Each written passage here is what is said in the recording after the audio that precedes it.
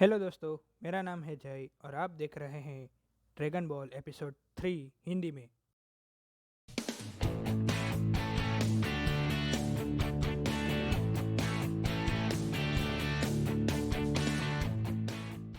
तो दोस्तों, पिछले एपिसोड में हमें दिखाया जाता है कि गोकू और बुल्मा दोनों ड्रैगन बॉल्स ढूंढने के लिए जंगल में आगे बढ़ रहे हैं। तभी गोकू को एक टर्टल मिलता है जो कि समुद्र से 120 किलोमीटर दूर पहुंच गया है और उसको वापस जाने का रास्ता पता नहीं है। इसलिए गोकू और बुल्मा दोनों मिलकर उसे वापस समुद्र में छोड़ने के लिए जाते हैं। पिछले एपिसोड में हमें दो नए कैरेक्टर से भी इंट्रोड्यूस करवाया जाता है जो कि है सू और एजेंट माई, जो कि दोनों ही पिलाफ सामा के लिए काम करते हैं और उसके लिए ड्रैगन बॉल्स ढूंढते हैं। दोस्तों, एपिसोड 3 में कहानी आगे बढ़ती है और हमें दिखाया जाता है कि गोकू और बुल्मा टर्टल को वापस छोड़ने जा रहे होते हैं, मगर तभी रास्ते में उन्हें एक मॉन्स्टर मिलता है जो कि गोकू और बुल्मा को आगे बढ़ने से रोक रहा होता है। और वो गोकू से कहता है, तुम्हारी पीठ पे जो टर्टल है वो मुझे दे दो क्योंकि मुझे टर्टल खाने बड़े अच्छे लगते हैं। मगर गोकू मॉन्स्टर की बात नहीं मानता और वो मॉन्स्टर से फाइट करता है और फाइट में जीत भी जाता है। इसके बाद सीन चेंज होता है और हमें दिखाया जाता है कि गोकू और बुल्मा दोनों टर्टल को लेकर समंदर के किनारे पहुंच जाते हैं और टर्टल समंदर में चला जाता है। पर टर्टल गोकू को बोलता है कि तुमने मेरी मदद की है, इसलिए तुम थोड़ी देर यहाँ पर रुको, मैं तुम्हें कुछ गिफ्ट देना चाहता हूँ। इतना कहकर टर्टल समुद्र में चला जाता है। गोकू और बुल्मा दोनों समंदर किनारे टर्टल का वेट करते हैं। तभी सीन चेंज होता है और हमें पिलाफ सामा और उसकी टीम दिखाई जाती है। एजेंट माई पिलाफ सामा को बताते हैं कि उन्होंने एक ड्रैगन बॉल की लोकेशन ढूंढ ली है जो कि समंदर में किसी आइलैंड पर होता है। ड्रैगन बॉल की लोकेशन का पता चलने के बाद पिलाफ सामा अपनी टीम के साथ उस लोकेशन पर ड्रैगन बॉल ढूंढने के लिए चला जाता है। इसके बाद सीन फिर से चेंज होता है और हमें वापस से टर्टल दिखाया जाता है। इस बार टर्टल अपनी पीठ पर किसी को बिठा करके आता है जो कि मास्टर रोशी होते हैं। किनारे पर पहुंचकर मास्टर रोशी टर्टल से पूछते हैं कि तुम्हारी मदद किसने की है। गोकू की ओर इशारा करते हुए टर्टल मास्टर रोशी को बताता है कि उसकी मदद गोकू ने की है। गोकू ने टर्टल की मदद की है यह जानकर मास्टर रोशी गोकू के पास जाते हैं और उसको थैंक यू कहते हैं। गोकू को थैंक यू बोलने के बाद मास्टर रोशी सोचने लगते हैं कि गोकू को गिफ्ट में क्या देना चाहिए। थोड़ी देर सोचने के बाद मास्टर रोशी अपनी लकड़ी ऊंची करते हैं और जोर से चिल्लाते हैं कि come to me flying unicorn. यह सुनकर गोकू बुल्मा से पूछता है कि फ्लाइंग यूनिकॉर्न क्या होता है। इसके जवाब में बुल्मा गोकू से कहती है कि यूनिकॉर्न वो घोड़ा होता है जिसके दो पंख होते हैं, जिसकी मदद से वो हवा में उड़ सकता है। मास्टर रोशी के बुलाने पर वहाँ पर यूनिकॉर्न नहीं आता है। यह देखकर टर्टल मास्टर रोशी को याद दिलाता है कि मास्टर रोशी आपने यूनिकॉर्न पहले ही किसी को दे दिया है। टर्टल की बात सुनकर मास्टर रोशी को याद आता है कि उन्होंने पहले ही यूनिकॉर्न किसी को दे दिया है। इसके बाद मास्टर रोशी फिर से चिल्लाते हैं, flying nimbus come to me. Master Roshi के बुलाने पर वहाँ पर पीले रंग का एक बादल आ जाता है जिसका नाम निम्बस होता है। यह देखकर गोकू मास्टर रोशी से पूछता है कि मास्टर रोशी ये फ्लफी चीज क्या है? क्या ये कोई खाने की चीज है? क्या मैं इसे खा सकता हूँ? मास्टर रोशी गोकू को बताते हैं कि ये कोई खाने की चीज नहीं है और मास्टर रोशी समझाते हैं कि इसके ऊपर बैठकर हम कहीं पर भी उड़कर जा सकते हैं। इसके बाद मास्टर रोशी गोकू को बताते हैं कि निम्बस के ऊपर सिर्फ वो ही सवारी कर सकता है कि जिसका हार्ट प्योर होता है। इतना बताकर मास्टर रोशी निम्बस के ऊपर जंप करते हैं पर वह निम्बस के ऊपर चढ़ नहीं पाते और वह नीचे गिर जाते हैं। मास्टर रोशी निम्बस की सवारी क्यों नहीं कर सकती, इसका रीजन हमें आगे दिखाया जाता है। मास्टर रोशी के बाद गोकू निम्बस के ऊपर बैठने की ट्राई करता है और लकीली गोकू उसके ऊपर बैठ सकता है। इससे हमें पता चलता है कि गोकू का हार्ट प्योर है। निम्बस पर बैठने के बाद गोकू निम्बस की सवारी कर रहा होता है। तभी बुल्मा मास्टर रोशी के पास जाती है और उनसे कहती है कि मैंने भी टर्टल की मदद की है, मुझे भी गिफ्ट चाहिए। यह सुनकर मास्टर रोशी टर्टल से पूछने लगते हैं कि क्या इस लड़की ने तुम्हारी मदद की है। टर्टल मास्टर रोशी को साफ मना करते हुए कहता है कि इस लड़की ने मेरी मदद नहीं की है। बुल्मा गिफ्ट लेने के लिए